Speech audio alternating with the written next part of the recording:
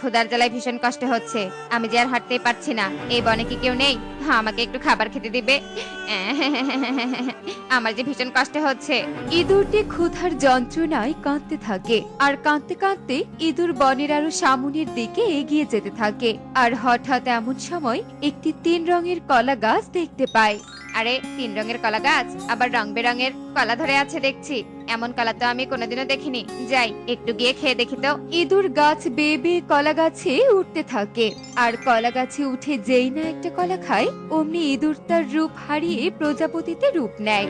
আরে আরে, আমি আমার রূপ হারালাম কি করে? আবার দেখছি উঠতেও পারছি। কি হচ্ছে আমার সাথে? তাড়াতাড়ি পালাই বাবা, ভুলেও আর এই বনের দিকে হব না। ইঁদুর নিমেষে প্রজাপতির রূপ পেয়ে সেখান থেকে ছুটে পালিয়ে যায়। এভাবেই দিনের পর দিন কাটতে থাকে। কলা গাছটা তার জায়গাতেই দাঁড়িয়ে থাকে। এই গভীর বনে পাখিদের চলাচল একদম ছিল না বললেই চলে, তাই কলা গাছ পাখিদের নজরে খুব একটা আসতো না। উফ বাবা, এই পাখিগুলো সারাদিন কাজবাজ করে থাকে, কেন যে সবাই এত কাজ করে কে জানে। এদের কি একটুও বিশ্রাম নিতে ইচ্ছে করে না নাকি? দূর দূর, আমার তো সারাদিন ঘুমাতে ইচ্ছে করে। কালু কাক ছিল ভীষণ অলস। কালু নিজেও সারাদিন কাজ করতো না, আবার অন্যদের কাজ করতে দেখেও বিরক্ত হতো। কবুতর দাদা, ও কবুতর দাদা, আমাকে 1 কাপ চা দাও তো, সাথে বিস্কুটও দিবে কিন্তু। চা খেতে এসেছিস? কিন্তু তোর কাছে কি টাকা আছে কালু? ফ্রিতে তো তোকে প্রতিদিন আমি চা খেতে দিতে পারি না। এদিকে বাকির খাতাও তো বিশাল বড় হয়েছে, সে একদিন দিয়ে দিব টাকা। না, তোর কাছে আমি কোনো চা বিক্রি করব না। তুই চলে যা তো দোকান থেকে, অযথা দোকানের সামনে ভিড় করিস না। অলসতা করলে এভাবেই তো দুটো কথা শুনতে হবে দাদা। যাও যাও, অলসতা না করে কাজ করতে থাকো। টোনা সহ দোকানের বাকি পাখিরা ভীষণ হাসতে থাকে আর এদিকে কালু ভীষণ অপমানিত হয়ে সেখান থেকে চলে যায় আর রাগে গজগজ করতে থাকে। আমাকে কিনা সবাই অপমান করলো, আবার হাসাহাসিও করলো। ছাড়বো না, আমি কাউকেই ছাড়বো না। একদিন এগুলোর সব প্রতিশোধ নিয়েই ছাড়বো আমি। কালু রাগ করে বাড়িতে চলে আসে আর বাড়িতে এসে কালু ভীষণ অবাক হয়ে যায়। এ কি কাকুলি, তুমি আমার জিনিসপত্র সব এভাবে বাইরে ফেলে রেখেছো কেন? কেন আবার? জানো না তোমার মতো অলসের সাথে আমি কিছুতেই এক ছাদের নিচে থাকবো না। চলে যাও এই বাড়ি থেকে তুমি। কাকুলি রাগে গজগজ করতে করতে কালুর জিনিসপত্র সব বাহিরে ছুঁড়ে ফেলে দেয়। এই রে, চারদিকে শুধু আজ অপমানিত হচ্ছি। কাকুলি দেখছি আজ অনেক রেগে আছে। নিজের ভালো চাইলে কেটে পড়ি বাবা, এরপর কাকুলির রাগ ভাঙলে আবার আসা যাবে। কালু আর কোনো কথা না বলে বাড়ি থেকে বের হয়ে আসে আর উড়তে উড়তে বনের আরো গভীরে চলে আসে। এমন সময় হঠাৎ কালুর 3 রঙের কলা গাছের দিকে চোখ যায়। আরে, এ আমি কি দেখছি? 3 রঙের কলা গাছ! বাবা, আমি তো খাবারের সন্ধান পেয়ে গেছি। এবার কিছু কলা আমি খেয়ে নেই, আর কিছু কলা কাকুলির জন্য নিয়ে যাব, তাহলে কাকুলির আর রাগ থাকবে না। এরপর কালু 3 রঙের কলা গাছ থেকে কিছু কলা পেড়ে যেই না একটা কলা খাওয়া শেষ করে অমনি কালু একটা শিয়ালের রূপ নেয়। আরে আরে, এ কি সর্বনাশা কাণ্ড! আমার চেহারা এমন পরিবর্তন হয়ে গেল কি করে? আমি তো পাখি ছিলাম, আর এখন কিনা হয়ে গেলাম শিয়াল। এখন কি হবে? কালু শিয়ালের রূপ নিয়ে ভীষণ কাঁদতে থাকে আর ভয় পেয়ে যায়। এভাবেই দিন গড়িয়ে সন্ধ্যা নেমে আসে। না না, আর কতক্ষণ এভাবে বসে থাকবো? এবার তো বাড়িতে যেতে হবে। কাকুলি নিশ্চয় আমাকে চিনবে। যাই, বাড়িতে যাই। এরপর কালু শিয়াল রূপে বাড়িতে যায় আর কাকুলিকে ডাকতে থাকে। আর ডাক শুনে কাকুলি বাহিরে এসে দেখে শিয়াল। শিয়ালকে দেখি তো কাকুলি চিৎকার করতে থাকে। ওরে বাবা রে, শিয়াল শিয়াল, আমাকে কেউ বাঁচাও, শিয়াল! কাকুলি চিৎকার করতে করতে গাছের ডালে উঠে বসে। তুমি ভুল ভাবছো কাকুলি, আমি তোমার কালু। আমাকে চিনতে পারছো না? কালুর কণ্ঠ নিলেই তুই কালু হলি নাকি? জলজন্ত শিয়াল হয়ে নিজেকে কাক বলছিস? টুনি রে টুনি, শীঘ্রই আমার বাড়িতে আয়। এই রে, এই পাখিগুলো যদি আমাকে ভুল বুঝে কয়েকটা বসিয়ে দেয় তাহলে তো সর্বনাশ। আপাতত পালাই বাবা। কালু পরিস্থিতি শান্ত করতে সেখান থেকে ছুটে পালিয়ে যায়। এদিকে পাখিরাও চিৎকার শুনে সেখানে ছুটে এসে কাকুলির কাছে সবটা জানতে পারে। কি শয়তান শিয়াল কিনা আমাদের বনে এসেছিল আমাদের উপর অত্যাচার করতে? একবার শিয়ালকে সামনে পাই, তারপর বুঝিয়ে দিব। এই এই, চলো চলো, এখন আমরা বাড়িতে যাই। আমার মনে হয় না ওই শিয়ালের আজকে আসবে। এরপর পাখিরা বাড়িতে চলে যায়। এদিকে শিয়াল রূপী কালু ভয়ে একটা গুহাতেই রাত কাটিয়ে দেয়। যাই বাবা, এখন একটু বনে যাই, নিশ্চয় আমাকে আজ চিনতে পারবে সবাই। এরপর শিয়াল রূপী কালু কাক বনে আবারও চলে আসে। কিরে মা টুকি, এভাবে খাওয়া বাদ দিয়ে কি দেখছিস ওদিকে? শিয়াল! শিয়াল? কোথায় শিয়াল? কই কই, দুষ্টু শিয়ালটা আবার এসেছে। টনি লাঠি নিয়ে বাহিরে বেরিয়ে আসে আর কালু কাক কিছু না বলে ভয়ে সেখান থেকে ছুটে পালিয়ে যায়। এভাবেই দিন কাটতে থাকে। কালু কাউকেই তার পরিচয় দিতে পারে না। কালু যখনই কারো কাছে যেত তখনই কালু কাক সবার কাছে তাড়া খেয়ে পালিয়ে যেত। আমার কথা শোনার আগেই তো আমাকে সবাই তাড়িয়ে দিচ্ছে, এখন আমার কি হবে? উফ বাবা, বড্ড খিদেও পেয়েছে। এখন থেকে মনে হয় আমাকে সত্যিকারের শিয়ালের মতোই গুহাতেই থাকতে হবে। কেন যে ওই 3 রঙের কলা খেতে গেলাম। কালু তার ভুলের জন্য আফসোস করতে থাকে। এভাবেই আরো 2 দিন কেটে যায়। এদিকে কালু কাক ফিরে না আসায় কাকুলিও চিন্তায় পড়ে যায়।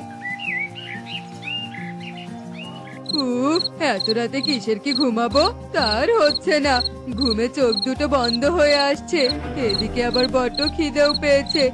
কি করি কি করি? শিয়াল রূপে কালু গুহা থেকে বের হয়ে এসে চাঁদের আলোয় চারদিকে খাবার খুঁজতে থাকে। এমন সময় কালু একটা পেয়ারা দেখতে পায়। আর কালু যেই না পেয়ারা মুখে দিতে ধরে অমনি পেয়ারা তার রং বদলে লাল হয়ে যায়। এ দেখে শিয়াল রূপী কালু ভীষণ অবাক হয়ে যায়। আরে আরে, এই পেয়ারা তো দেখছি আমার মতোই রং বদলালো।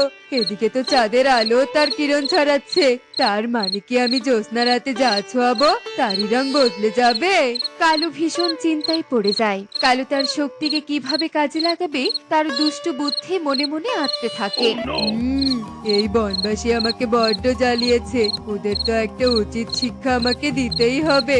আমাকে তোরা অনেক অপমান করেছিস, এবার দেখ এই কালুর খেলা।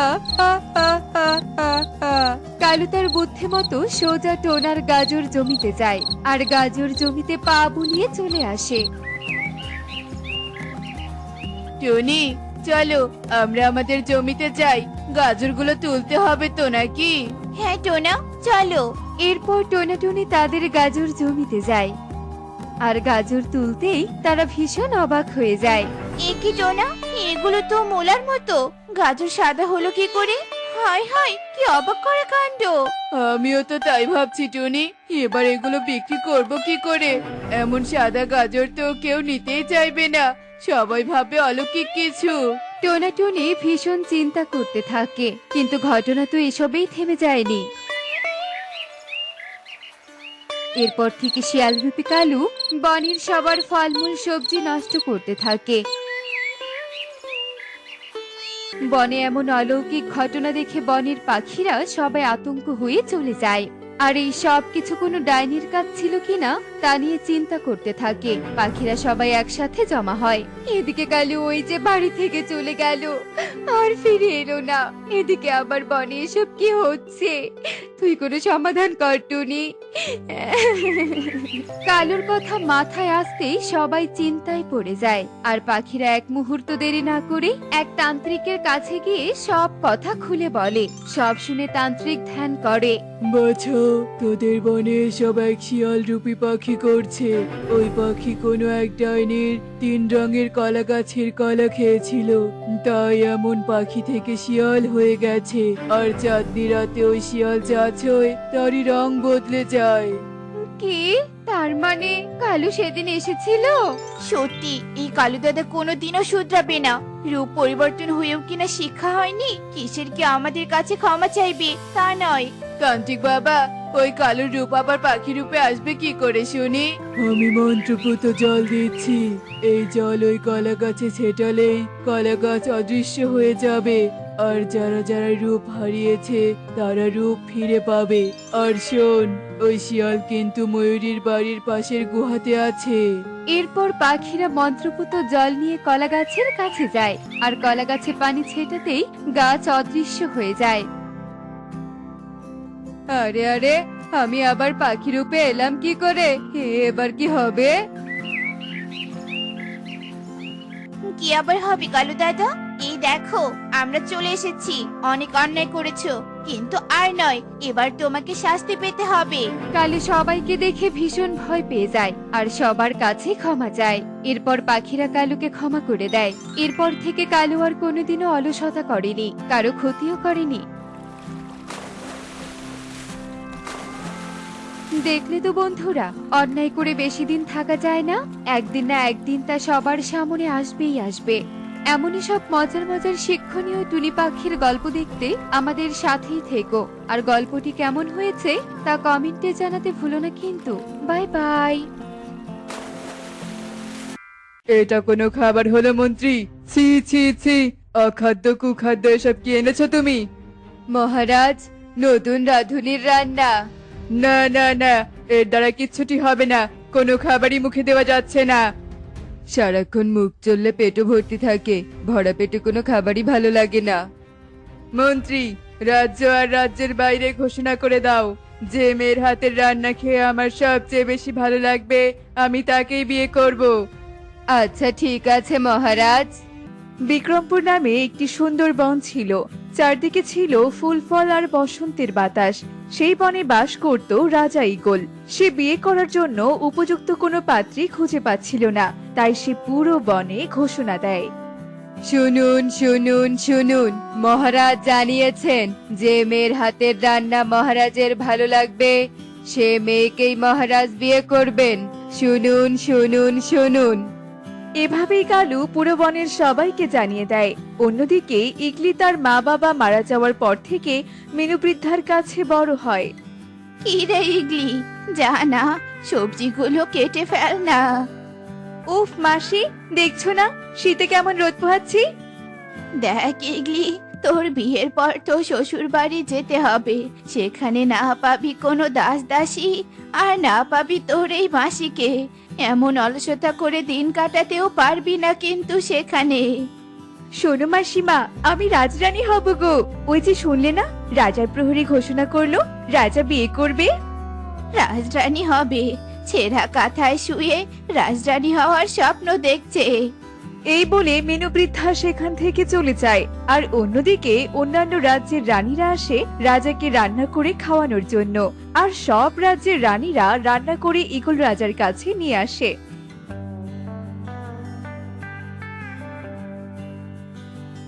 আহা, এই মাছটা তো দেখছি ঠিকঠাক ভাজাই হয়নি। মাছটা কেমন কাঁচা কাঁচা লাগছে। কি মুশকিল হলো, এখন কি করণীয়? নিশ্চয়ই রাজা আগে থেকে রানী ঠিক করে রেখেছেন, শুধু শুধু আমাদেরকে হেনস্থা করার জন্য ডেকেছেন। ফিরে চলো তো, সবাই ফিরে চলো।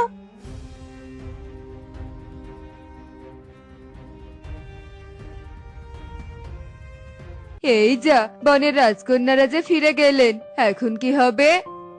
এরপর ঈগলের এইসব কথা পুরো বনে ছড়িয়ে পড়ে। আর অন্যদিকে মিনু বৃদ্ধা ঘরের মধ্যে বসে ইগলিকে বলতে থাকে, হ্যাঁ রে, শুনেছিস রাজার নাকি কোনো রান্নাই পছন্দ হচ্ছে না। আচ্ছা, অমৃতের মতো যদি কিছু রাজাকে খাওয়ানো যায় তাহলে কেমন হয়? কিন্তু সেই অমৃতটা কি হতে পারে? আচ্ছা মাসিমা, অমৃত কি গো? এই কদবেল মাখাটা যেন একেবারে অমৃত। পেয়েছি বুদ্ধি।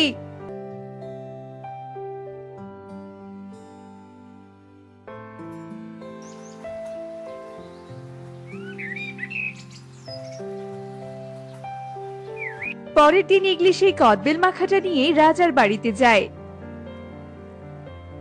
এ কি, তোমার হাতে ওটা কি? আমার হাতে এটা অমৃত। খেয়ে দেখুন না, যদি ভালো লাগে। ওয়াক থু, ছি ছি, এটা তো পুরো টক টক। এরপর ইগলি মন খারাপ করে বাড়িতে চলে যাওয়ার সময় টুনির সাথে তার দেখা হয়ে যায়। ও টুনি দিদি, বলছি কি, কোন খাবারকে অমৃত বলে তা কি তুমি জানো গো? মায়ের হাতে রান্না হলো অমৃত।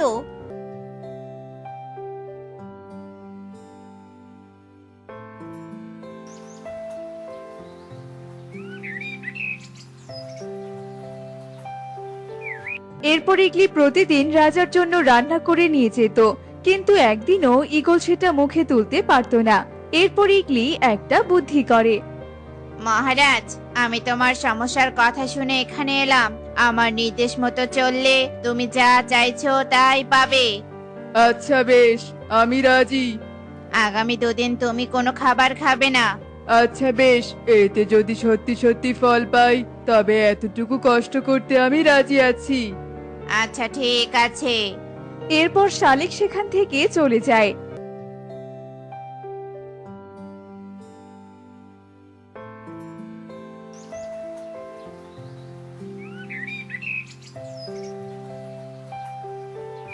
আর ঈগল তার ঘরে একা একা বসে বলতে থাকে, উফ বাবা, কি যে খিদে পেয়েছে।